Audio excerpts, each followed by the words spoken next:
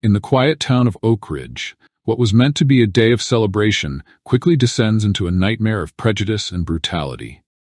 The Harpers arrived at the festival seeking joy, but they soon find themselves facing a profound injustice.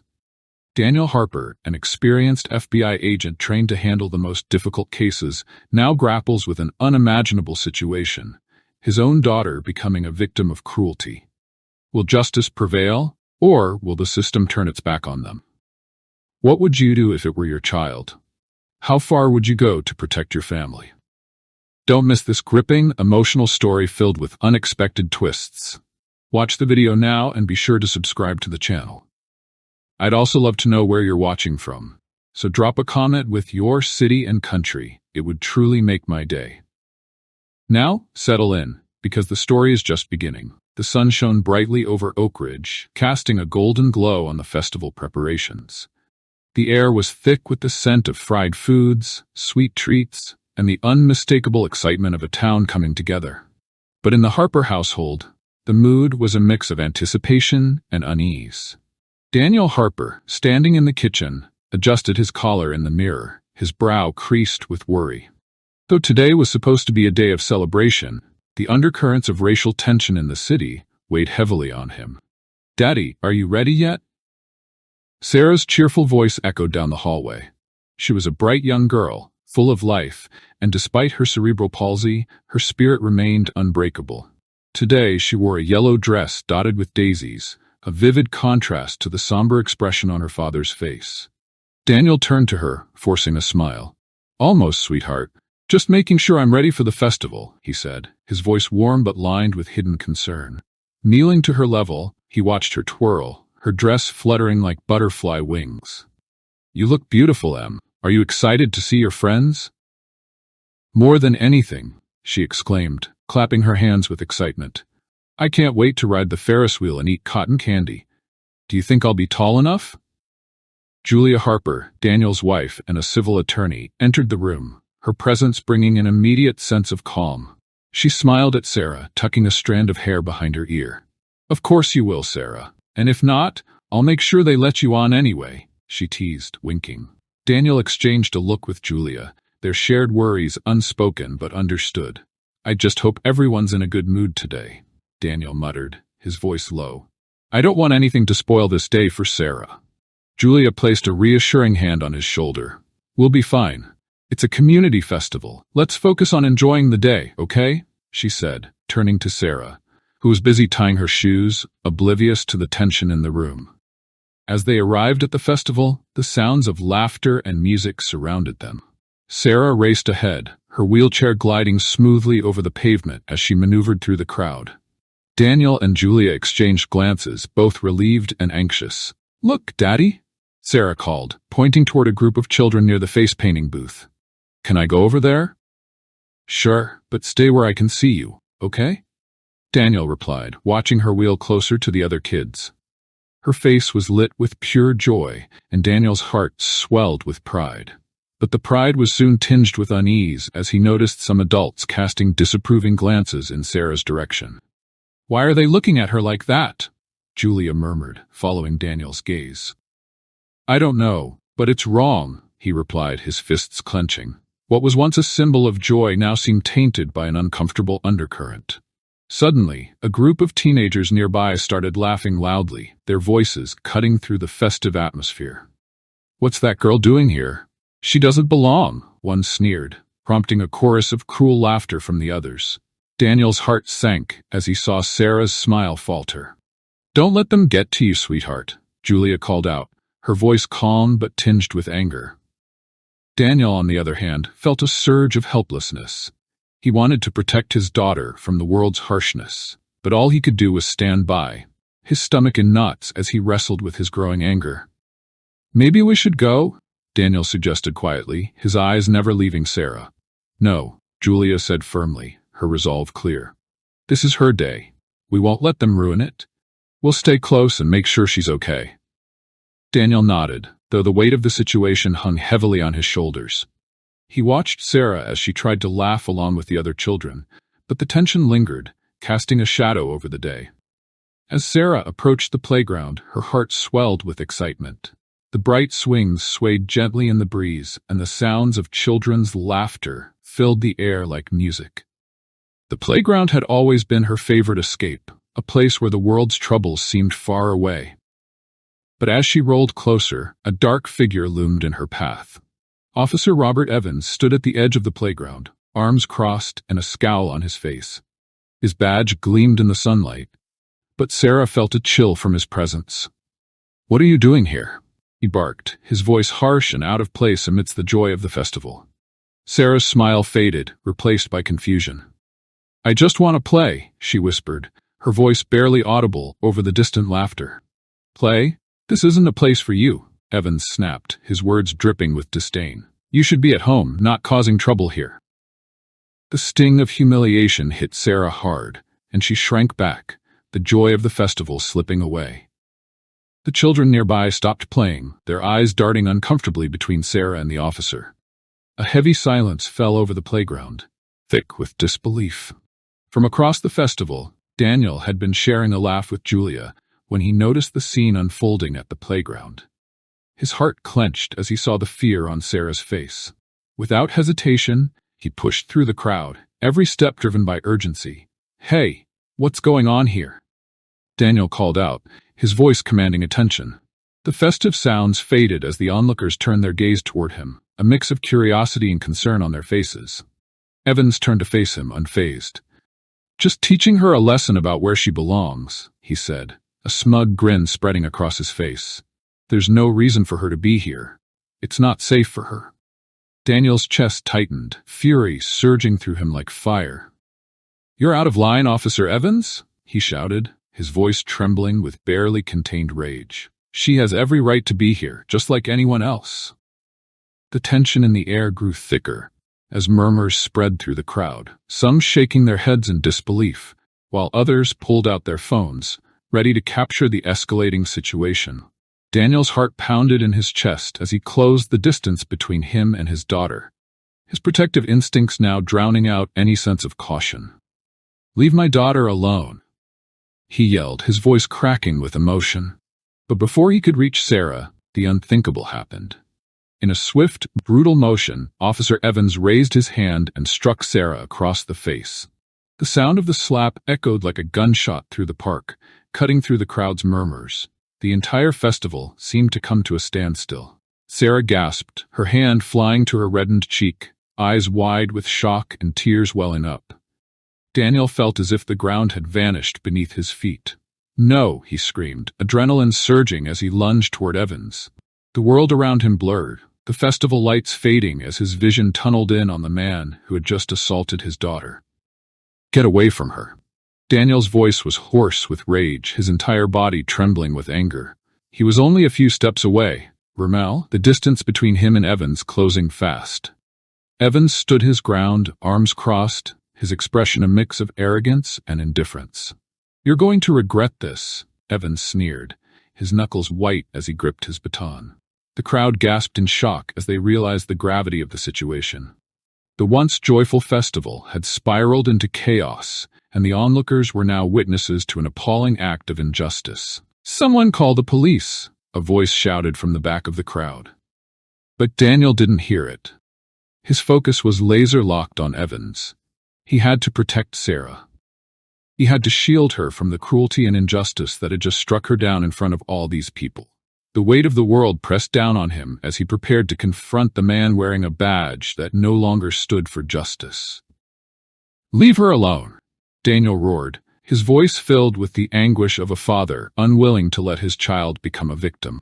Each step forward solidified his determination to stand up against the very system that had failed them all.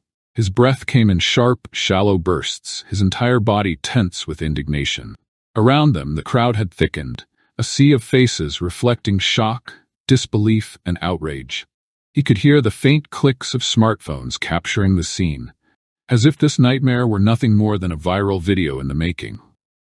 "What gives you the right to lay a hand on my daughter?" Daniel demanded, his voice rising above the murmurs of the crowd. He stepped even closer, feeling his fury pulse through him like fire.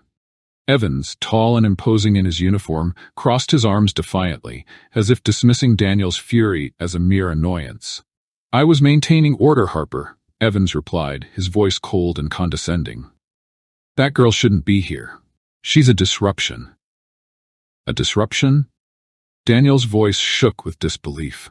She's a child enjoying a festival. His fists clenched at his sides, his knuckles white from the strain. He fought to control his fury, though it was becoming increasingly difficult. You don't get to decide who belongs here based on your prejudices, a woman from the crowd shouted. You're supposed to protect our children, not harm them, someone else added. The crowd's murmurs grew louder, a wave of anger swelling among the spectators. The festival, once a celebration of community, had now turned into a battleground for justice. Please, let's not escalate this, Evans said, his voice dripping with false authority, as if he still had control over the situation. I was just doing my job. Doing your job, Daniel echoed in disbelief, stepping even closer until he was face to face with the man who had assaulted his daughter. Your job is to serve and protect, not to intimidate and assault. You think what you did was right? His voice grew louder, each word filled with the righteous fury of a father fighting for his child. Enough, Evans barked, but the anger in Daniel's eyes didn't waver. The tension was suffocating, and the crowd had begun to close in, some recording, others shouting in support of Sarah. Just then, Julia appeared, breathless and wide-eyed as she pushed her way through the throng. She took in the scene, her husband confronting the officer, the air thick with tension and fury. Daniel, she cried out, rushing toward him. Julia! Daniel gestured toward Evans, his voice cracking with emotion. He hit Sarah! He thinks he can justify it. Julia's face twisted from shock to fierce determination. We need to get Sarah out of here, she said firmly, her voice steady despite the chaos. This isn't safe. Daniel nodded, his heart aching for their daughter, who sat frozen in her wheelchair, her eyes wide with fear and confusion. You're right, let's go. He shot one last glare at Evans. We will not stand for this. You will pay for what you did. They pushed their way through the crowd, Julia's hand gripping Daniel's arm tightly, grounding him amidst the storm of emotions swirling around them. They reached the parking lot where Sarah sat, tears streaming down her cheeks. Sarah, Julia whispered, kneeling beside her daughter, wiping away her tears with gentle fingers. We're going to make this right, I promise. I'm scared, Mommy, Sarah whimpered, her voice small and shaky. I know, sweetheart, Julia said, her voice soft but firm. But we're together, and we'll fight this. You're so brave. She kissed Sarah's forehead, her heart breaking for the innocence that had been shattered in that moment. As they helped Sarah into the car, Daniel's mind raced. They had to report this. Evans had to face consequences for what he'd done. We're going to the police station, he announced, his voice hard with resolve as he slid into the driver's seat. Daniel, do you really think they'll take us seriously? Julia asked, her brow furrowed with worry. What if they dismiss us? They have to listen, Daniel insisted, gripping the steering wheel tightly. We can't let them sweep this under the rug. Not this time. The drive to the station felt endless, the weight of what had happened pressing down on them like a suffocating fog. Daniel's thoughts churned with anger and fear. He glanced at Sarah in the rearview mirror, her small form a stark reminder of why they had to fight. When they arrived at the police station, they were met with an air of cold indifference. The sterile, clinical reception area buzzed with the hum of fluorescent lights. Daniel approached the front desk, his heart pounding in his chest. We need to file a report against Officer Robert Evans, he said, his voice steady, though anxiety simmered beneath the surface. The officer behind the desk barely glanced up, his face impassive. For what? What happened? He asked, his tone detached and uninterested. He assaulted my daughter, Daniel said, his voice low but fierce. In front of witnesses. The officer shrugged, his expression unchanged. You'll need to fill out a report. Take a seat over there. Julia tightened her grip on Daniel's arm, her voice rising in frustration. This is unacceptable. We just saw a child attacked by a police officer and you want us to sit and wait? No one is going to listen, Daniel muttered, despair washing over him as he looked around at the indifferent faces of the officers. It felt like they were about to face an insurmountable battle against a system designed to protect its own. We will make them listen, Julia said firmly. For Sarah, we have to keep pushing. With those words, they sat down, the the fight for justice just beginning, but already feeling like a mountain too steep to climb. The weight of the system loomed heavily over them. Later that night, Daniel sat at his desk, the glow of his laptop screen reflecting off his furrowed brow. He clicked through article after article, report after report. Officer Robert Evans's name came up repeatedly, each time accompanied by a troubling history of complaints. Excessive force, racial profiling, abuse of power. Each new piece of information painted a more disturbing picture of a man who had no place in law enforcement, but had been allowed to continue without facing real consequences. "Damn it," Daniel muttered, running a hand through his hair. "How does this keep happening?" His frustration was palpable, a storm of anger brewing inside him, as the reality of the uphill battle they faced came into focus. The system seemed rigged, an impenetrable wall designed to protect its own. Julia entered the room, a stack of papers in hand, her heels clicking softly against the hardwood floor. Her face reflected a mix of exhaustion and fierce determination. "Daniel, I've been reaching out to some civil rights organizations," she said, her voice steady but urgent. "They're willing to help us." Daniel shook his head, his expression conflicted. "We can't just drag our family into this, Julia. The backlash could be severe. What if it puts Sarah in danger?" He stood up, pacing the room as he spoke. "I know we need support, but this could escalate. We could be opening a door we can't close." Julia's jaw clenched as she crossed her arms. "Daniel, if we don't act now, we're letting Evans and the system win. We need to show them that we won't back down, that we will fight for Sarah's rights." Her expression softened and she added, "We're already in this, whether we like it or not." Daniel stopped pacing and faced her, his face etched with pain. "I just don't want to expose her to more hurt," he said, his voice faltering under the weight of his emotions. "She's already been through so much. I'm supposed to protect her." His voice cracked, revealing the depth of his anguish. Julia stepped closer, her voice gentle but firm. "I know, but protecting her means standing up to this injustice, showing her that we won't let this kind of behavior go unchecked. We have to teach her that her voice matters, that she matters." She paused, letting the gravity of her words settle in the air. Are we really going to let her grow up in a world where this kind of abuse is tolerated? Where people like Evans can do whatever they want and face no consequences? Daniel sighed, his heart heavy with indecision. He wanted so badly to shield his family from the harsh realities they were facing, but staying silent felt like giving up. "What's the plan then?" he asked, his tone resigned. "How do we even begin?" "We start by gathering support," Julia replied, a spark of determination lighting her eyes. "We need people to stand with us. If we get enough voices, we can apply pressure to the department, maybe even get the media involved." "Media?" Daniel repeated, the idea making his stomach churn. "That's a double-edged sword, Julia. What if they twist our story? Or worse, what if it turns into a circus?" He shook his head, his nerves on edge. "I can't bear the thought of exposing Sarah to even more chaos." Julia could see his fear, but she pressed on. "We can't let fear control our actions. We have to take control of the narrative. If we connect with the right people, we can make sure our story is told truthfully." Daniel rubbed his temples, the pressure weighing on him.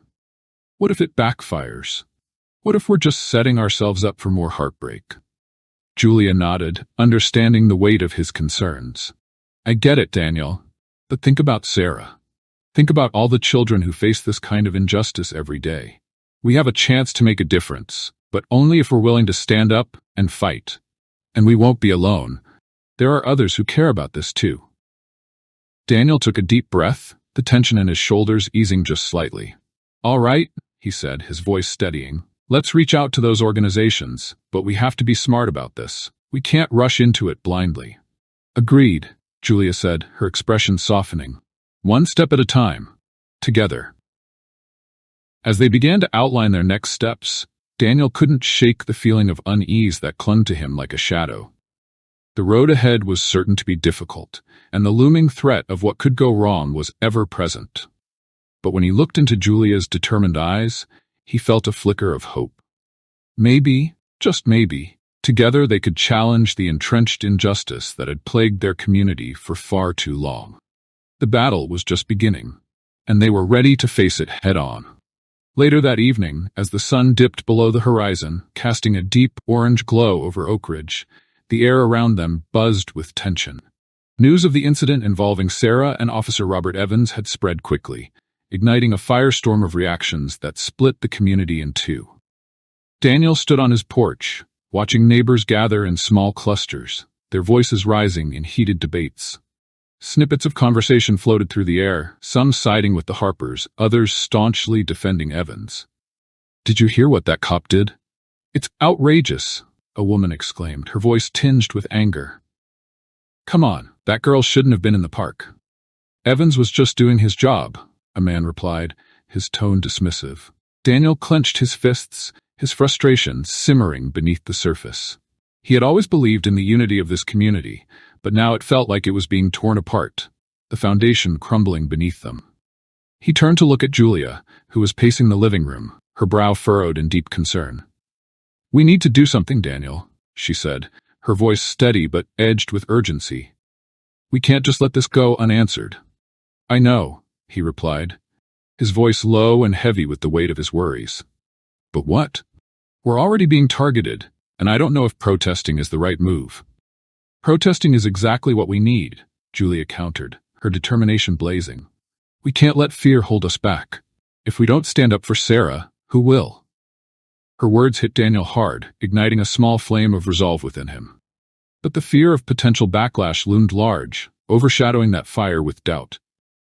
As they prepared for the community meeting that evening, a knot formed in Daniel's stomach. When they arrived at the local community center, the large room was already filled to capacity. The low hum of anticipation buzzed in the air. Chairs scraped against the floor as people settled in, their faces a mix of curiosity and tension. Daniel stepped up to the podium, his heart pounding in his chest.